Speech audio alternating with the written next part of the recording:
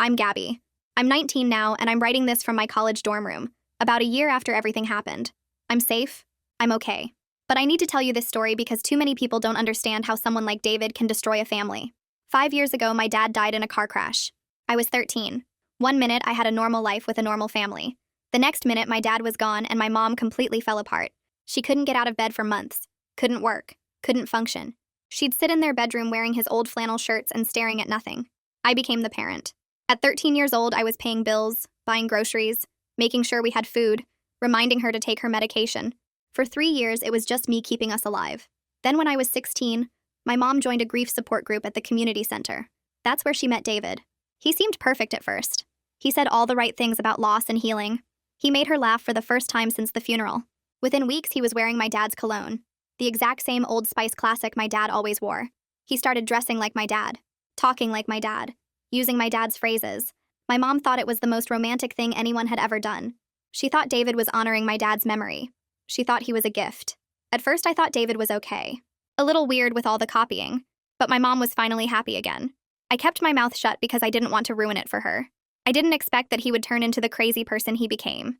I wish he had never met my mom, but I need to take you back to the beginning. Back to when David walked into our lives and became exactly what my mother needed. That's when everything started falling apart. For the first few months, David seemed perfect. He'd show up at our house with white roses. Every single week, white roses. Those were the exact flowers my dad used to bring my mom. I noticed, but I didn't say anything. He started taking us to my dad's favorite restaurant, the Italian place on 5th Street where we used to go for birthdays. David would order my dad's usual meal, chicken parmesan with extra sauce. My mom would get tears in her eyes and say it was like having a piece of my dad back. Then one morning I smelled something that made my stomach drop. Old Spice classic. David was wearing my dad's cologne. My mom noticed it at breakfast. She just froze with her coffee cup halfway to her mouth. David smiled at her and said he'd asked what cologne Robert used to wear because he thought it might make her feel close to him again. My mom started crying. Happy tears. She hugged him and told him it was the sweetest gesture anyone had ever made. I thought it was creepy, but I didn't say anything. Within 2 months, David had completely changed his appearance. He started wearing flannel shirts exactly like my dad's. Work boots. He cut his hair the same way my dad always wore his. Short on the sides, a little longer on top. He started using my dad's phrases. That's the ticket, he'd say when something went well. Well, I'll be, he'd say when he was surprised. Those were my dad's exact words. My mom was happier than I'd seen her in 3 years. She'd smile when David walked in the room. She'd laugh at his jokes. She looked alive again instead of like a ghost. I pushed down the weird feeling in my stomach. This was good for her. That's what mattered. David proposed after 6 months, put on my dad's favorite song, and got down on one knee in our living room. My mom said yes immediately. They got married 8 months after they met. Small ceremony at the courthouse, then a reception at a local restaurant. I was the maid of honor. I wore a blue dress and smiled in all the photos and told myself this was a good thing. David moved in completely after the wedding. He took over my dad's side of the closet. His Old Spice sat on the bathroom counter where my dad's used to be. He started managing household stuff, taking charge, making decisions. The first month of marriage was blissful for my mom. She hummed while she cooked dinner. She stopped crying in the shower when she thought I couldn't hear. I was cautiously hopeful. Maybe this would actually work. Within 3 months of the wedding, I started noticing things weren't adding up. And David wasn't who he claimed to be. Month 2 of the marriage. David quit his job. He'd been working at an insurance company downtown. Good pay, stable hours. He came home one Tuesday and announced he'd quit. Toxic work environment, he said. The boss was unreasonable. The coworkers were hostile. I couldn't stay there anymore. My mom hugged him and said she understood. She told him to take his time finding something better. He said he was interviewing at different places, but I never saw him dress up for interviews. Never saw him leave the house with a resume. He was always home when I got back from school. By month 3, David was still unemployed. He said he was being selective about opportunities. Didn't want to jump into another bad situation. Month 4. The bills started coming in late. I saw a past due stamp on the electric bill when I got the mail. That had never happened when it was just me and my mom. We'd always paid everything on time even when money was tight. But David was wearing new clothes. Designer jeans, a nice watch, new sneakers that looked expensive. My mom was working 12-hour shifts at the hospital. She's a nurse and she was picking up every extra shift they'd give her. She'd come home exhausted. Her scrubs would be wrinkled and stained. She'd barely have energy to eat dinner. David was home all day. I'd come back from school and he'd be on the couch watching TV. Job hunting, he'd say if I asked. I heard them arguing in their bedroom one night. My mom was crying. I pressed my ear against the wall and heard David ask for $2,000. An investment opportunity. It'll triple in 6 months. I promise. My mom's voice was so tired. Okay, if you really think it'll help. A week later, David had a new leather jacket. Black. Expensive looking. Real leather. I started checking the mail more carefully. Found my mom's bank statement and looked at it before she got home. Withdrawals everywhere. 500 here, 800 there, 1200, 600. The account balance was shockingly low. I asked my mom about money that night while we were doing dishes. She got defensive immediately. David's working on something big. Marriage means supporting each other through hard times. But he's not working at all, I said. He's trying. You don't understand how hard it is out there right now. Month 6. David took over the household finances. Said it would make things easier if he managed everything. My mom gave him access to her checking account. I noticed she was picking up even more shifts. Double shifts. Working 60+ hours a week. She was losing weight. Dark circles under her eyes. Her hands would shake when she poured coffee in the morning. David still hadn't worked. 8 months into the marriage and he hadn't contributed a single dollar. I started finding old bills in the trash. Electric company, water, all marked past due or final notice. My mom borrowed money from her sister, $2,500 to catch up on everything. That same week, David brought home a huge new TV, 65 inches, left the box in the garage where I could see it. I realized what was happening. David was draining us.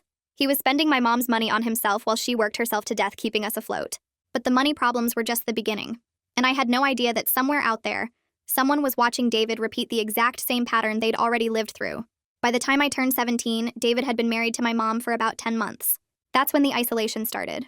Every time I left the house, David would interrogate me. Where exactly are you going? Who will be there? What time will you be back? Why so late? At first, it seemed like he was just being a parent, concerned about my safety. Normal stuff. But then my best friend came over to study one afternoon. David lingered in my bedroom doorway, sat on the edge of my bed, made uncomfortable small talk while we were trying to do homework. He asked her weird personal questions. Do you have a boyfriend? How's your parents' marriage doing? Do they fight a lot? After she left, she texted me. Your stepdad is really intense. That was uncomfortable. This happened 3 more times with different friends. David would show up, sit too close, ask inappropriate questions about their relationships and their families. My friends stopped coming over. They'd make excuses when I invited them. Sorry, I'm busy. Maybe another time. Can we just meet at the coffee shop instead? I started noticing David would comment on what I was wearing, but only when my mom wasn't around. That skirt is pretty short, don't you think? Your father wouldn't have wanted you wearing crop tops like that. You're getting the wrong kind of attention dressing that way. He'd always say it in this concerned tone, like he was looking out for me, but it made my skin crawl. I tried mentioning it to my mom once. David said something weird about my outfit today. She barely looked up from folding laundry. He's just looking out for you. He cares about you. David started being in the hallway when I went to the bathroom. 3 different times he tried to open the bathroom door while I was in the shower. Didn't realize you were in there, he'd say. I started locking every single door in the house. Bedroom door, bathroom door, even interior doors that had never been locked before. David criticized everything I did around the house. You loaded the dishwasher wrong. You didn't fold the laundry right. Your room isn't clean enough. Nothing I did was ever good enough. He'd nitpick in front of my mom constantly. She'd always agree with him. He has a point, sweetie. You need to be more thorough. I felt like I was suffocating. My friends were gone. My mom always took his side. I was constantly on edge in my own home. Always wrong. Always doing something that deserved criticism. I couldn't do anything right and I had no one to talk to about it. Then I started dating Hector, and that's when David showed me just how far he was willing to go to control every aspect of my life. I met Hector in history class during junior year. He was sweet, funny, made me feel normal for the first time in months. We started dating, and for about 2 weeks I was actually happy. I kept him away from my house at first. We'd meet at the library or the park or the coffee shop downtown, but eventually he had to pick me up for a date. I couldn't avoid it forever. David answered the door, made Hector stand on the porch while he asked him questions for 10 full minutes. Where are you taking her? What time will she be back? What are your intentions with my daughter? Hector was polite about it, answered everything, but he texted me after he dropped me off. Your stepdad is really protective, wow. The second time Hector picked me up, David asked for his parents' phone number and address, for emergency purposes, just in case something happens. Hector thought it was weird, but he gave the information. He figured it was standard parent behavior. That night, David called Hector's parents, without telling me, without telling my mom, just called them up and introduced himself. He said he wanted to meet them since our kids were dating seriously. They'd been on 2 dates. Hector's parents were confused, but they agreed to coffee. They're nice people. They didn't want to be rude. 3 days later, David met them at a coffee shop. Still didn't tell me or my mom he was doing this. He told them stories about me. Some were true, some were exaggerated, some were complete lies. He said I'd struggled with behavioral issues since my dad died, that I'd been acting out and rebelling, that I wasn't following rules at home. He planted this idea that I was troubled, that I might be a bad influence on Hector. Hector's parents told him about the meeting. Hector came to me confused and uncomfortable. Why did your stepdad meet my parents without telling you? That's insane. I had no idea it had even happened. I was humiliated. A week later, David showed up at Hector's house. Saturday afternoon. Unannounced. He told Hector's parents he was in the neighborhood and wanted to see where I spent time. Then he walked around outside their house, looked in windows, made small talk like this was totally normal. Hector's mom called my mom immediately. Your husband stopped by unexpectedly. It was very uncomfortable. My mom apologized, but then told me David was just being protective, that I should be grateful someone cared that much. Then David started showing up everywhere we went. The coffee shop where we studied. Oh wow, what a coincidence. The park where we'd hang out. Just out for a walk. He'd drive past the movie theater right as we were going in. Wave through the window. This happened 5 times in 2 weeks. It wasn't coincidence. It was stalking. Hector was freaked out. Gabby, your stepdad is following us. He's stalking us. This isn't normal parent behavior. I broke down and told him everything. How David had been getting progressively worse. How I felt trapped. Hector wanted to help, but his parents called him that night. They said he couldn't see me anymore. This situation is too much. That man is not stable and we don't want you involved. Hector was so sorry. He actually cried when he told me, but his parents wouldn't let him date me. We broke up after 6 weeks together. I was devastated, and I knew exactly why it happened. I confronted David that night. You sabotaged my relationship on purpose. He acted completely innocent, confused. I was just trying to get to know the boy dating my daughter. I was being a good parent. What did I do wrong? My mom sided with him immediately. You're overreacting. He was just looking out for you. If Hector really cared, his parents' opinion wouldn't matter. I realized David would destroy any relationship I tried to have. He'd make sure I stayed isolated, make sure I had no one. Losing Hector broke something in me. But I didn't know that David's pattern of destruction was being watched by someone who recognized every single move he was making senior year started, and I turned 18 in September. By this point, David had been unemployed for 14 months straight, over a year without working a single day. But he was wearing Gucci belts, designer sunglasses, expensive sneakers, a smartwatch that cost hundreds of dollars. My mom was working herself to death, 60+ hours every week at the hospital. She'd lost at least 15 pounds. She looked 10 years older than she had before marrying David. Dark circles, shaking hands, exhausted all the time. I asked her once how David could afford all those expensive clothes when he didn't have a job. She got defensive.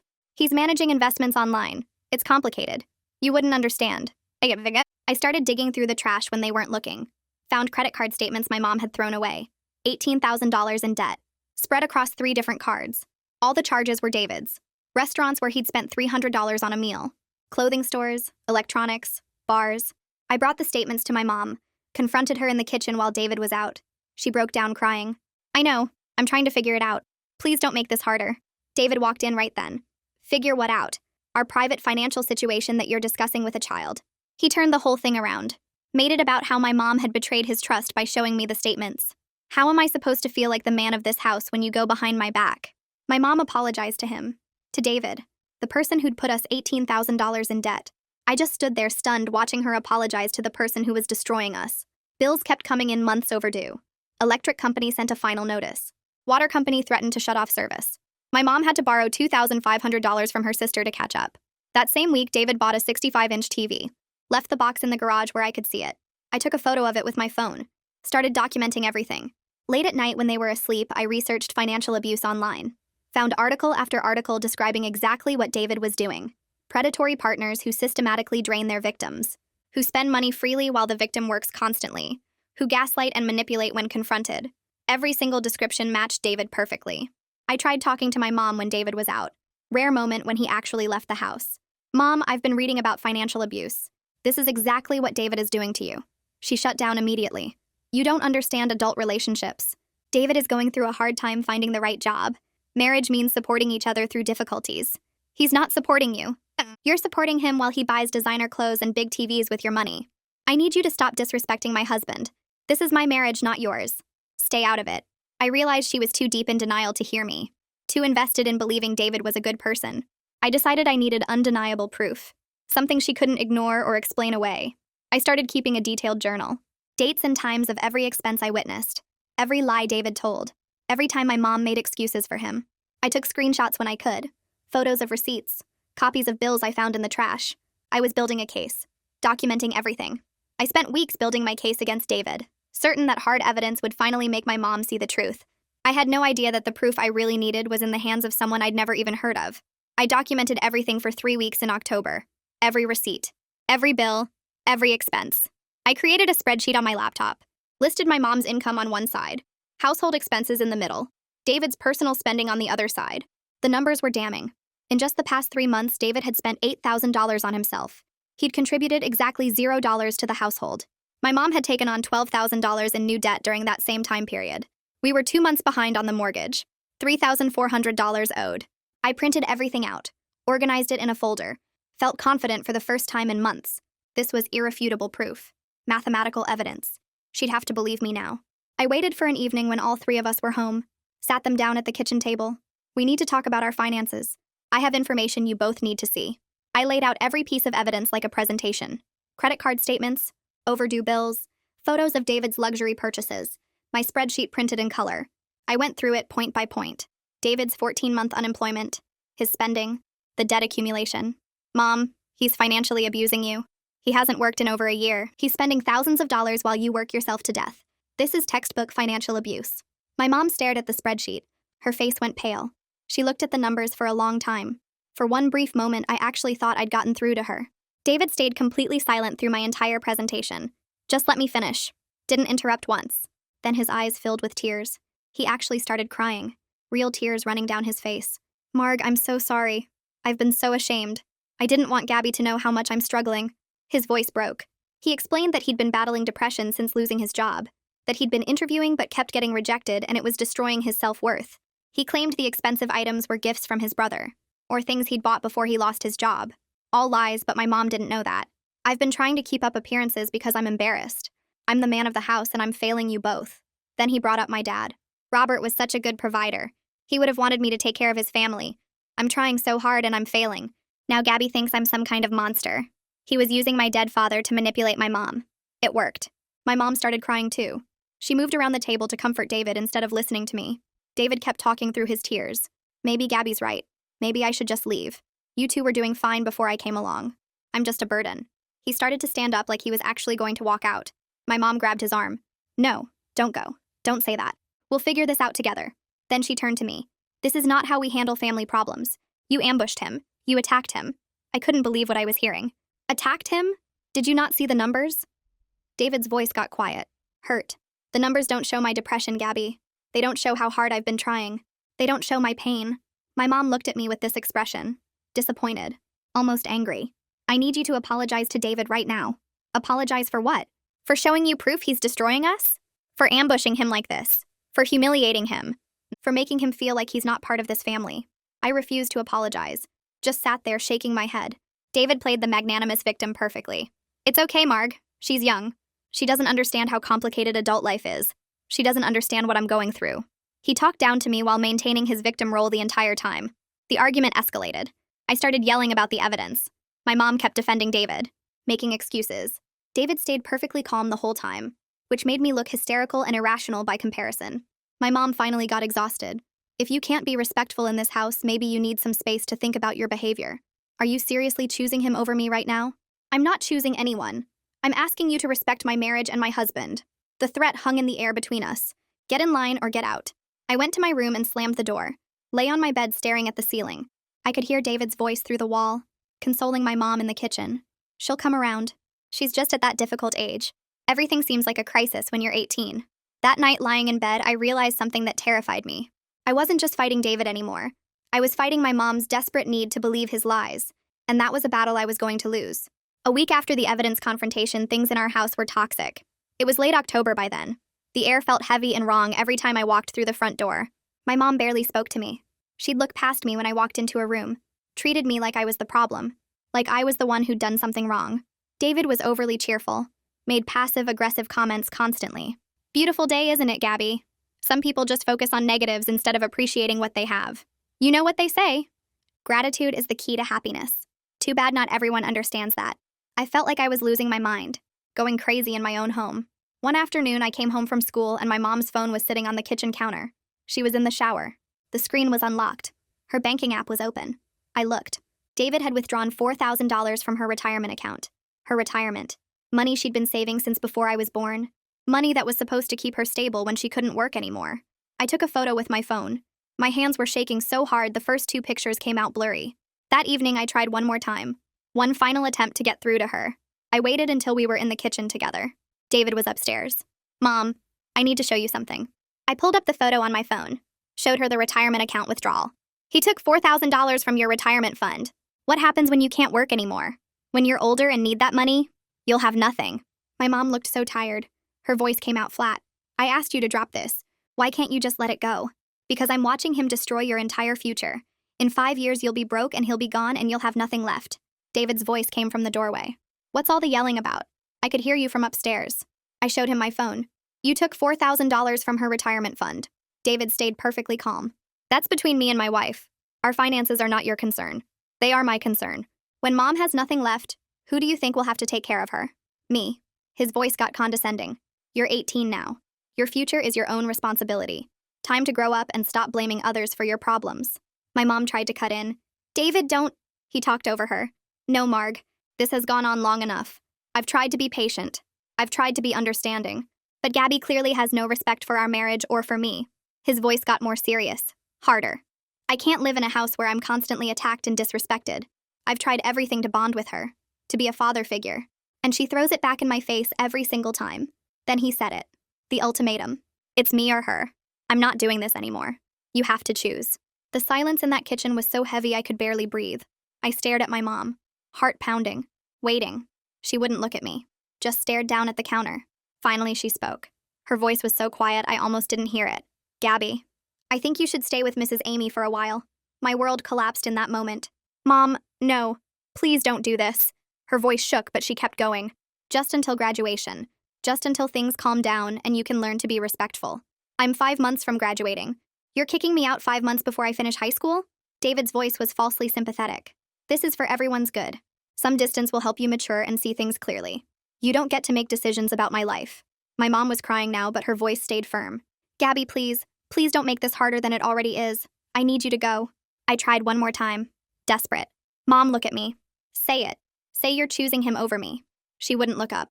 I'm not choosing anyone. This is about you learning to respect my marriage. I stared at her for another few seconds, waiting for her to change her mind, to realize what she was doing. She didn't look up. Fine. I went to my room and started packing, threw clothes into 2 black garbage bags, grabbed my laptop, my phone charger, photos of my dad, things I couldn't leave behind. I was crying the entire time, couldn't see what I was packing, just grabbed stuff and shoved it in. David stood in the hallway watching, not even trying to hide his smirk anymore. Before I walked out, I stopped right in front of him. I know exactly what you are, and somehow I'm going to prove it. His smirk got wider. Good luck with that, sweetheart. Your mom made her choice.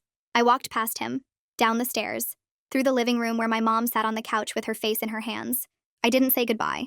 Just walked out the front door into the cold January night with my 2 garbage bags. Never looked back. I sat in my car outside Mrs. Amy's house that night, homeless 5 months before graduation, sobbing so hard I couldn't breathe. I had no idea that the person who would save me was already searching for me.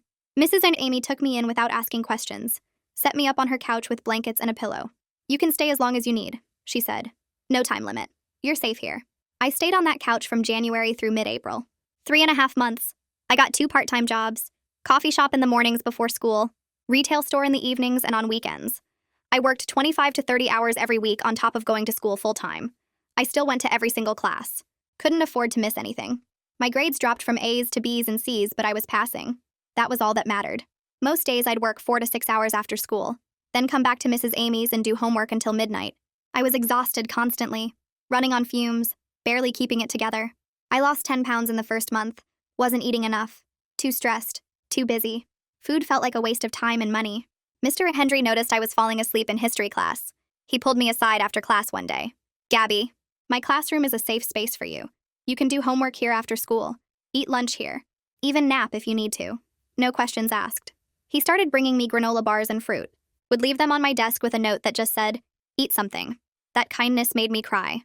First adult besides Mrs. Amy who actually seemed to care what happened to me. My mom texted me sporadically, maybe once every week or 2. How are you doing? Then a few days later, have you thought about apologizing to David? He's willing to forgive you if you just admit you were wrong. I never responded to the apology requests, just deleted them. Some of my friends' parents started acting weird around me, uncomfortable. I overheard one parent in the school parking lot. I feel bad for her, but we can't get involved in family drama. We have our own kids to worry about. Another friend stopped inviting me over. Her parents said no. She told me she was sorry, but she couldn't do anything about it. I felt abandoned by almost everyone except Mrs. Amy and Mr. Hendry. 3 months into being homeless, it was April. I checked my mom's Facebook. We were still friends online. She hadn't blocked me. Recent photos showed her and David at expensive restaurants. David wearing new designer clothes in every single picture. The captions were things like, "Date night with my love," with a heart emoji, and "So blessed," with a photo of them holding wine glasses. The comments were full of people saying, "You two are perfect together. Relationship goals. Such a beautiful couple." I wanted to scream, wanted to post the truth in the comments, but I knew it wouldn't help, would just make me look bitter and jealous. I started researching David obsessively every night before I went to sleep. His Facebook only went back 3 years, created right before he met my mom.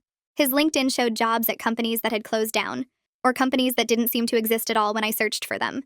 I Googled his name combined with different city names, tried to find anything about his past. Any evidence that he'd done this before? Nothing. Dead ends everywhere. I searched things like financial abuser warning signs, and con man tactics, and predatory husband behaviors. Every single article matched David perfectly, but I had no concrete proof he'd done this to anyone else. I hit a complete wall. Couldn't find any evidence that David had a history of this. I felt trapped, hopeless, like I was going crazy and making up patterns that didn't exist. One night in mid-April, I broke down sobbing to Mrs. Amy. Just completely fell apart. What if I'm wrong about everything? What if I really am the problem? What if David is just a guy going through a hard time and I made it all worse? Mrs. Amy sat next to me on the couch, put her arm around my shoulders. "Honey, your mom chose a man she's known for 2 years over you. Even if you were wrong about David. So even if everything you thought about him was completely incorrect. What she did is still unforgivable. She kicked out her own daughter to make her new husband happy. That helped. A little. But I still felt alone. Still felt like I'd lost everything. I decided to just survive until June graduation. Then I'd leave for college somewhere far away and never come back. Go completely no contact with my mom. Except that I'd lost her forever. I made peace with it. Or tried to. I accepted that I was completely alone in this. I had completely given up on ever exposing David's lies. But that same week, someone who knew all his secrets was typing out a message that would change everything. It was mid-April. About 3.5 months after my mom kicked me out. I was lying on Mrs. Amy's couch scrolling through Facebook before bed. Something I did every night. Checking my mom's page. Torturing myself with photos of her looking happy with David. A message notification popped up. From someone named Nina. No mutual friends. Private profile with no photo. I opened it. "You don't know me, but I saw your mother's Facebook posts about family struggles and difficult times with her daughter. I need to talk to you urgently. I know David. He's done this before. He's doing it again. Please respond." My heart stopped. I read the message 5 times. Who was this person? How did they know David? How did they know about my mom's posts? My hands were shaking when I typed back. "Who are you? How do you know him?" The response came in less than 2 minutes. She'd been waiting for me to reply. "I can explain everything when we meet. I have proof. I have documents. I can prove everything you've been trying to tell your mother. Please. Tomorrow. 4 p.m. She sent an address. Coffee shop downtown. I stared at my phone screen. "What kind of proof?" Her response came immediately. "The kind that will make her believe you. I promise. Please come." I couldn't sleep that entire night. Just lay there on the couch staring at the ceiling. He's done this before. What did that mean? Done what before? The financial abuse? The isolation? All of it? I have proof. What kind of proof? Documents? Photos? What could she possibly have? Who was Nina? An ex-girlfriend? A former coworker? Someone else he'd scammed? For the first time in months, I felt a tiny spark of hope, but also terror. What if this was a trap? What if David had somehow set this up? What if Nina was lying? The next day at school, I couldn't focus on anything. Every class felt like it lasted hours. I kept checking my phone, looking at Nina's messages, making sure I hadn't imagined them. "Mr. Hendry noticed during history class. You okay, Gabby? You seem really distracted today." I nodded. Didn't trust myself to speak without crying. After class, he pulled me aside. "Whatever's going on, I hope you're being careful. And I hope you get the answers you need." I left my retail job early that afternoon. Called in sick for the first time ever. Told them I had a family emergency. I got to the coffee shop at 3 p.m. A full hour early. Sat at a corner table with my leg bouncing. Couldn't stop fidgeting. Kept looking at the door. What if she didn't show up? What if this was all fake? 4 p.m. arrived. The door opened. A woman in her 40s walked in. Professional looking. Carrying a thick manila folder. She looked around the coffee shop. Our eyes met. She walked straight to my table. "Gabby?" I nodded. Couldn't speak. My heart was pounding so hard I thought she could probably hear it. "I'm Nina. Thank you so much for meeting me." She sat down across from me. Set the manila folder on the table between us. I stared at that folder. It looked heavy. Full. How do you know David? Nina took a deep breath. I was married to him. The coffee shop went silent around me. Everything stopped. What Nina told me over the next hour made me realize David wasn't just a con man. He was a predator who had perfected his system on multiple families before mine.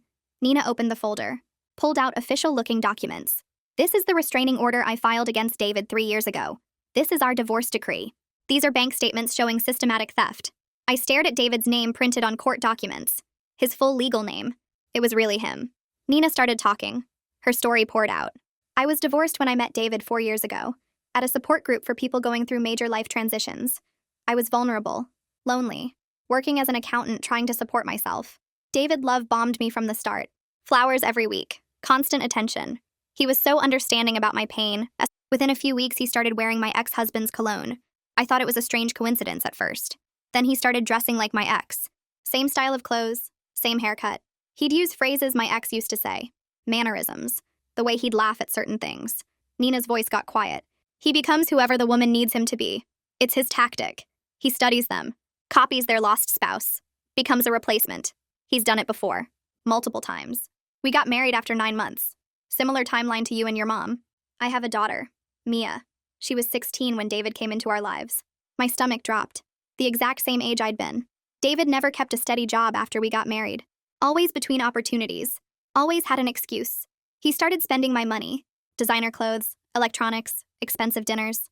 Over 18 months, he drained my savings from $45,000 down to zero. Nina pulled out bank statements, showed me the withdrawals, the spending. It matched what David had done to my mom exactly.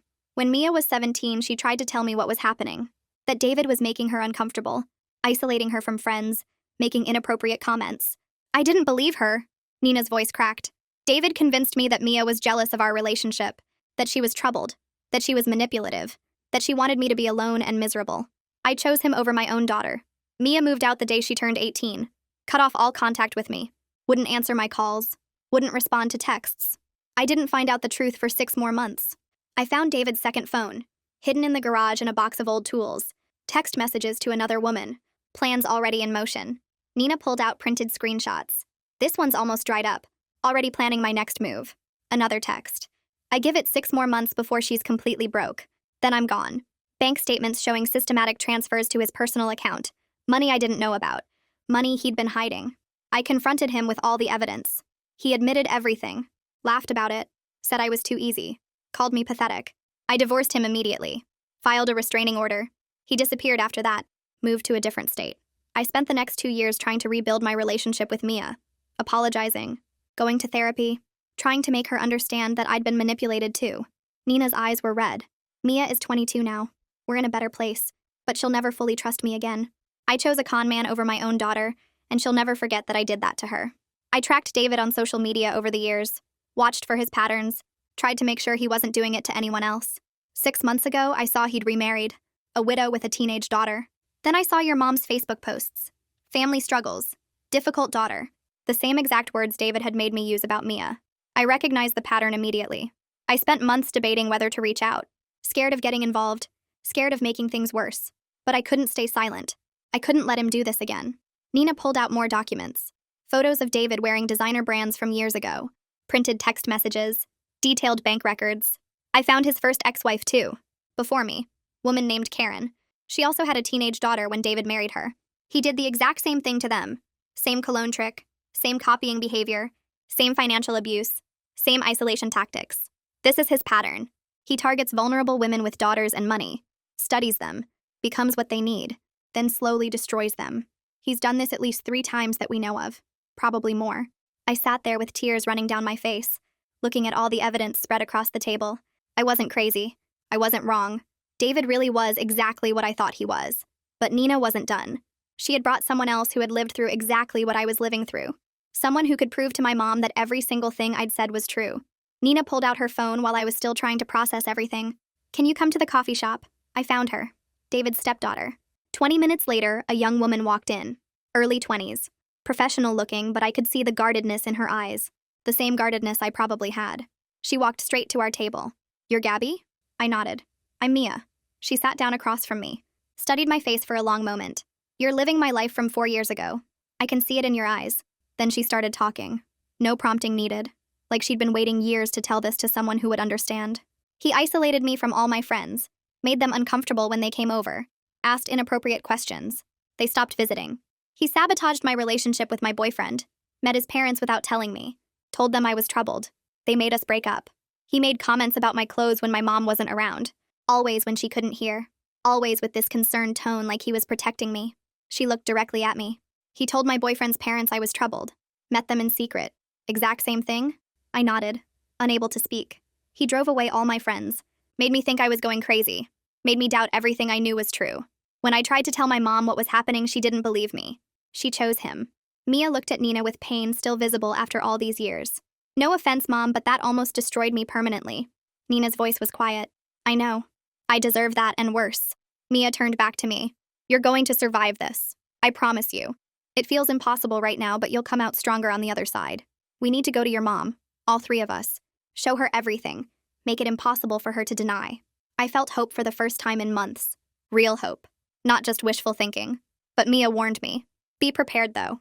She might still defend him at first. Denial is incredibly powerful. My mom did. It took seeing all the evidence at once to break through. I'm ready. I have to try one more time. We exchanged phone numbers, made a plan. Tomorrow, Saturday afternoon, we'd all go to my house together, confront my mom with everything, all the evidence, all the court documents, Mia's testimony, Nina's story, make it impossible for her to explain away or ignore. The next day, we showed up at my house with undeniable proof, but nothing could have prepared me for how explosive and messy the confrontation would become Saturday afternoon. The three of us pulled up to my house in Nina's car. I hadn't been here in 3.5 months. The house looked exactly the same, but felt completely different. Foreign. Like it belonged to someone else now. We walked up to the front door together. United. I rang the doorbell. It felt wrong to ring the doorbell at my own house. But I didn't live here anymore. My mom opened the door. She was wearing weekend clothes. Looked completely shocked to see me. Gabby? Who are these people? Nina stepped forward. I'm Nina, David's ex-wife. This is my daughter Mia. We need to talk to you right now. It's urgent. My mom looked confused, kept looking between the three of us. David's ex-wife? He told me you were unstable, that you stalked him. That's why the marriage ended. Nina's voice stayed calm. I'm sure that's exactly what he told you. Can we come inside? This really can't wait. My mom hesitated, looked uncomfortable, looked back into the house like she was checking if David was there. Finally, she stepped aside. Okay, come in. We walked into the living room, the space that used to be mine. Now it felt hostile. David appeared from the kitchen, holding a beer, saw us.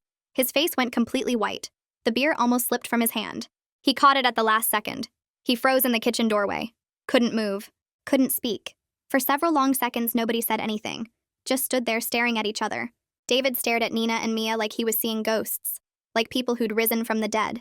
His eyes locked onto the thick manila folder in Nina's hands. He knew exactly why we were here. Knew exactly what was in that folder. David tried to sound authoritative, but his voice shook. What the hell is this? Marg, call the police. These people are harassing us. He started backing toward the back door, looking for an escape route. Mia stepped quickly into his path, blocked him. You're not running away this time. David's voice got harder. Get out of my way right now. He tried to push past her. Shoulder check, trying to force his way through. Mia stood firm, didn't budge. Nina's voice was steel. If you leave, I'm calling the police myself. You violated the restraining order by being in the same state as me. It was a bluff.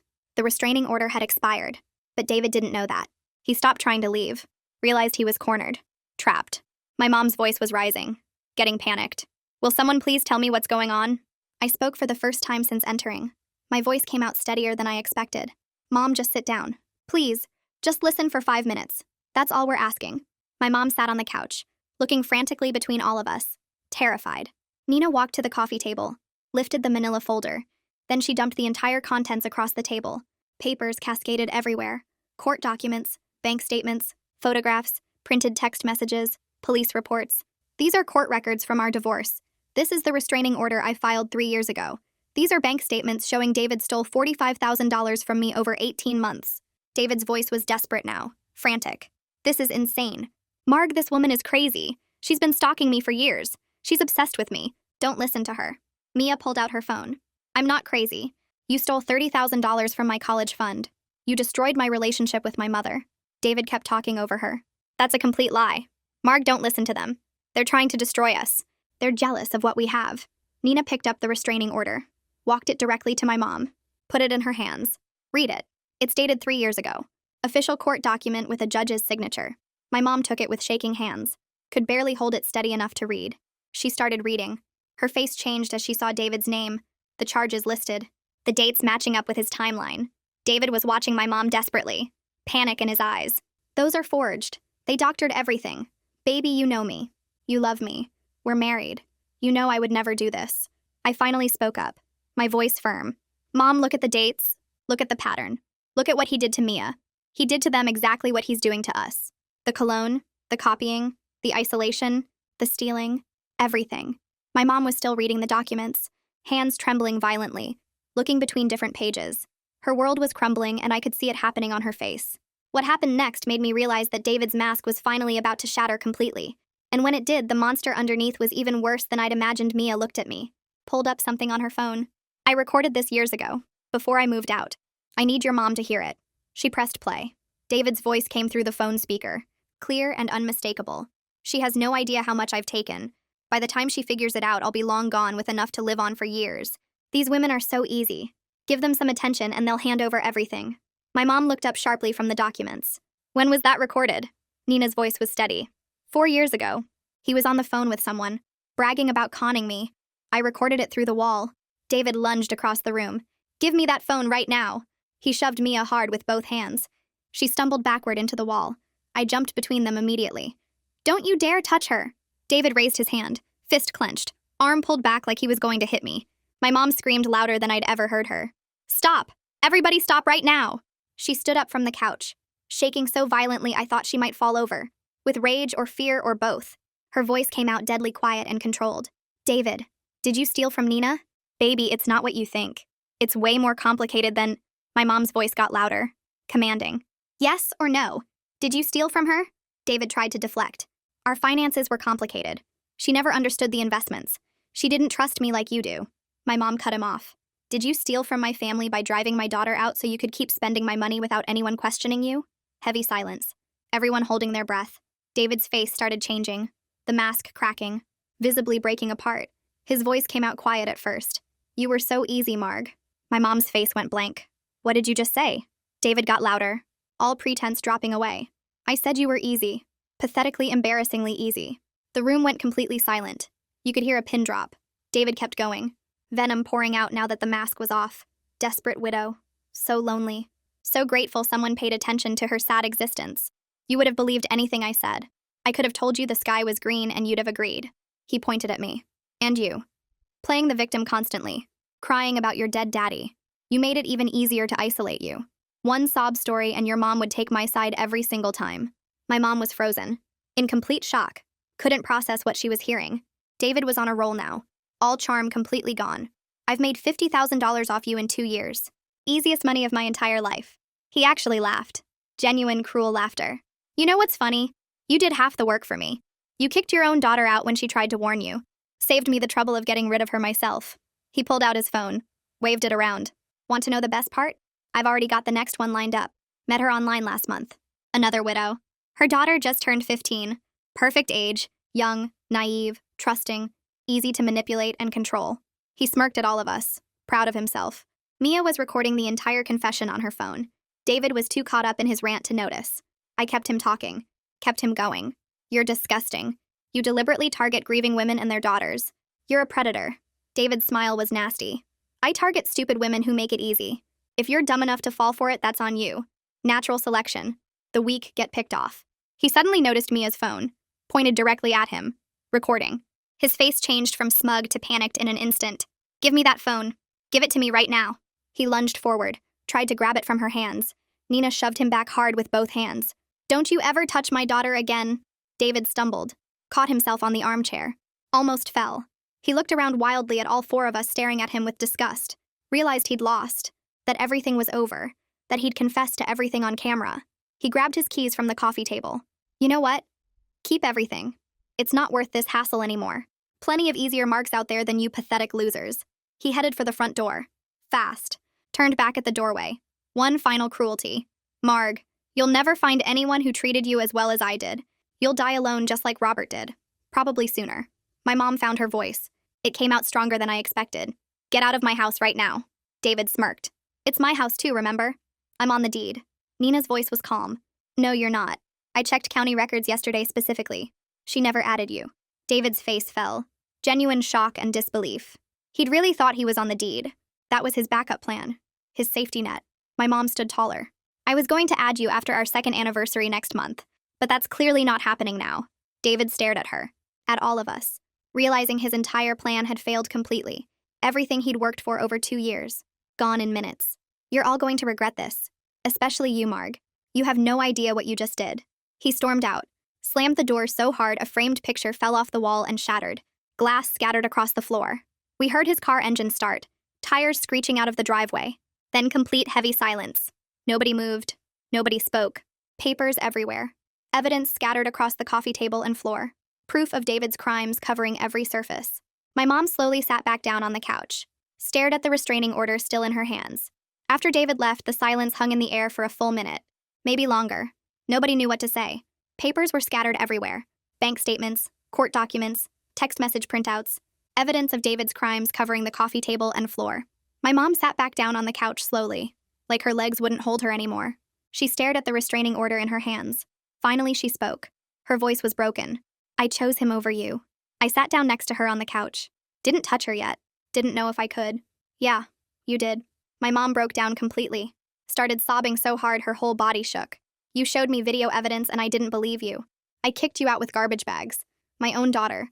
5 months before graduation. We both cried. Years of pain pouring out at once. After a while, my mom wiped her face. Looked at me with red, swollen eyes. I'm not moving back in right away. I need time to process all of this. Her voice was so quiet. I understand completely. I'll spend the rest of my life trying to make this right. Trying to earn back your trust. Nina and Mia stood up. Started gathering the documents. Giving us space and privacy. Nina touched my shoulder on her way out. You have my number. Call anytime. Day or night. Mia squeezed my hand. You did good today. You saved your mom from years more of this. They left quietly. The door clicked shut behind them. My mom and I sat together on the couch. Not okay. Relationship damaged maybe permanently. But talking. First step toward healing. The next week, my mom filed for divorce. Filed a police report. Gave them everything. Nina's documents. Mia's recording of David's confession. Bank statements showing the theft. David got arrested 3 days later. They found him at some woman's house in the next town over. Already working on his next victim. The pattern of behavior across multiple victims made the case extremely strong. 3 women, 3 teenage daughters. Same exact con every time.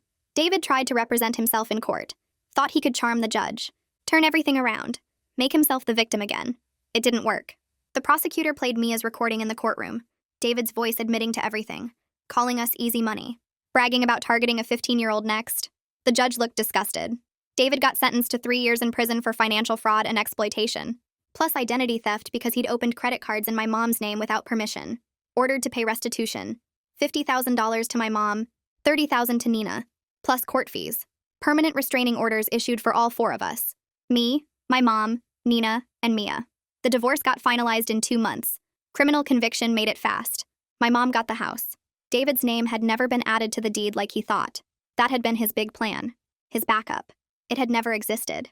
My mom started individual therapy immediately. I started therapy too. First time since my dad died. After 2 months, we began family therapy together. Those sessions were hard. Lots of tears.